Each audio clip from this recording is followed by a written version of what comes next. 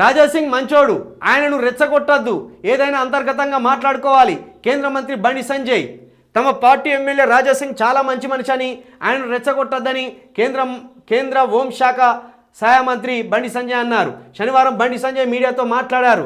రాజాసింగ్ హిందూ ధర్మం కోసం కంకణబద్ధుడైన నాయకుడిగా పనిచేస్తారన్నారు. ఆయనకు బీజేపీ అంటే వల్లమాలిన ప్రేమాభిమానాలు ఉంటాయన్నారు. అయితే పార్టీ కమిటీలు అనేవి అధిష్టాన నిర్ణయాలకు అనుగుణంగా ఉంటాయన్నారు. అంతే తప్ప ఎవరి వ్యక్తిగత ప్రయోజనాల కోసం కమిటీ ఉండవన్నారు.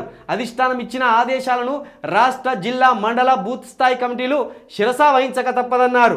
పార్టీలో పద్ధతి అంటూ ఉంటుందని, ఆ ప్రకారమే కమిటీలు, మోర్చాలు, జిల్లా అధ్యక్ష కమిటీలు వేయడం జరుగుతుందన్నారు.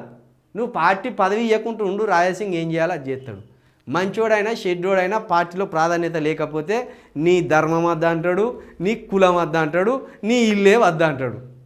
ఏ మనిషి అయినా వాడు కోరుకున్నది దక్కకపోతే మతాన్ని విడిచిపెడతాడు, కులాన్ని విడిచిపెడతాడు. మనం అంతే ఏమనుకుంటున్నామంటే వీళ్ళు ధర్మాన్ని రక్షిస్తానేమో, మతాన్ని మొత్తం వీళ్ళే అభివృద్ధి పరుస్తానేమో అనుకున్నారు. వీళ్ళు పుట్టకముందు హిందూ మతం ఉన్నది, వీళ్ళ తాతలు పుట్టకముందు కూడా హిందూ మతం ఉన్నది.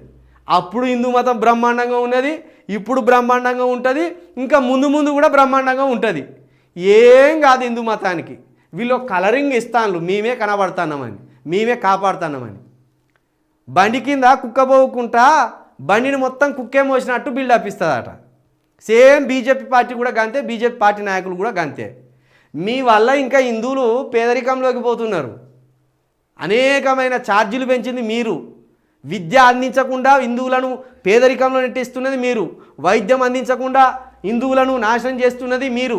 అభివృద్ధి పరచకుండా హిందువులను ఆగం చేస్తున్నది మీరు. ఎందుకంటే దేశవ్యాప్తంగా 11 సంవత్సరాలుగా దేశాన్ని పరిపాలిస్తున్నదే మీరు. హిందువులను అభివృద్ధి పరచకుండా హిందువులను వినాశనాన్ని కోరుకుంటా మళ్ళీ హిందువుల కోసం పనిచేస్తున్నామని అనడం. రాజాసింగ్కు పదవి ఇవ్వకపోతే అప్పుడు తెలుస్తుంది ధర్మం కోసం నిలబడతాడా, తన కోసం తాను నిలబడతాడా తెలుస్తుంది. కాబట్టి ఎవ్వరు కానీ, ఏ వ్యక్తి కానీ కులం ఉంటుంది, కుల పట్టింపు లేకుండా బతకాలి. కులం ప్రతి ఒక్కడికి ఉంటుంది. కులం పట్టింపు లేకపోతే ఆ వ్యక్తి మనిషిగా గుర్తించబడతాడు, మనిషిగా బతుకుతాడు. మతం ఉంటుంది ప్రతి మనిషికి, కానీ మత విద్వేషం, మత పిచ్చి ఉండొద్దు.